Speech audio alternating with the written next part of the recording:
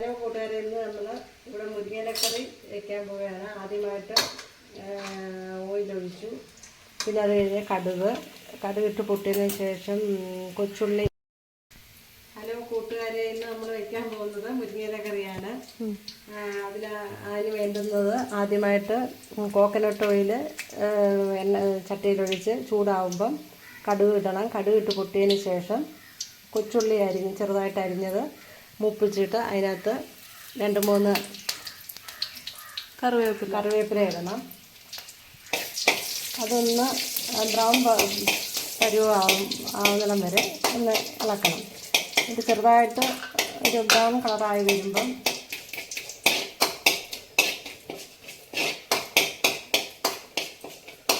ചെറിയ രീതിയിൽ ബ്രൗൺ കളറായിട്ടുണ്ട്. അന്നേരം മുരിങ്ങയില നമ്മൾ എടുത്തു വെച്ച മുരിങ്ങയില ഓരോ ലീഫായിട്ട് എടുത്ത് വയ്ക്കണം, എങ്കിലേ അത് നല്ലൊരു മൂത്ത് കിട്ടത്തുള്ളൂ.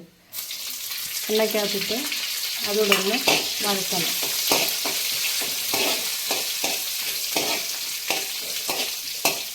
അത് ചെറിയ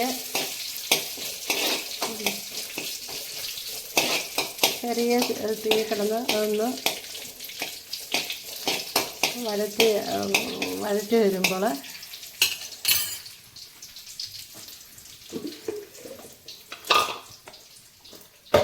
നമ്മളതിനെടുത്ത് വെച്ച് തേങ്ങ,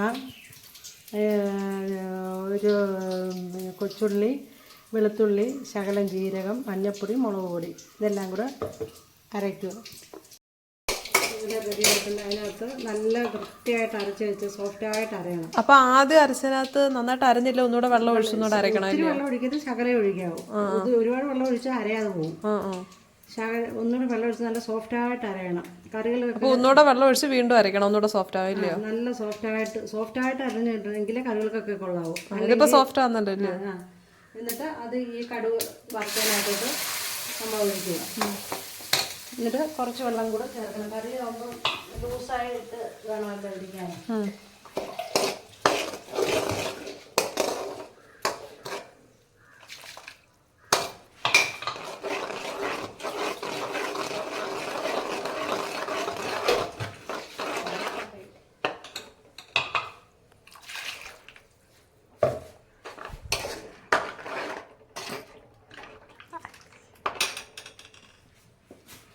എന്നിട്ട്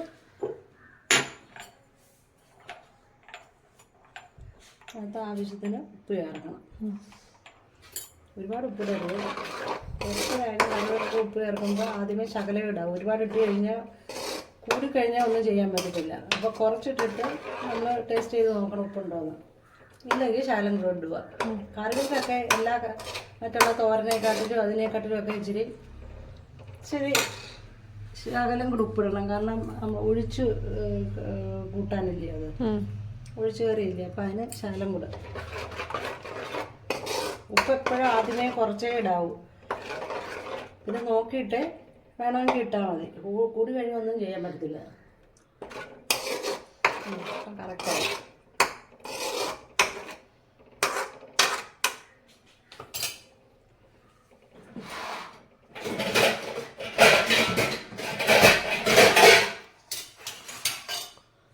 ഇത്രേ ഉള്ളൂ.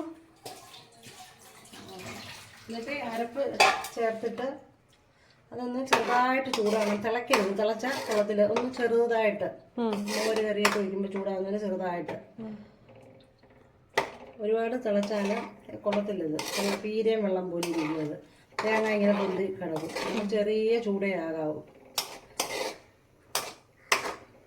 നമ്മൾ ഈ ദോശയൊക്കെ ചമ്മന്തി അരച്ച് കടുവറുത്തുണ്ടാക്കുന്ന അതേപോലെ. പിന്നെ ചേരുവകൾ വേറെ വേറെയാന്നേ ഉള്ളൂ. ഓഫ് ചെയ്തു. അങ്ങനെ മുരിങ്ങയിലക്കറി റെഡിയായി.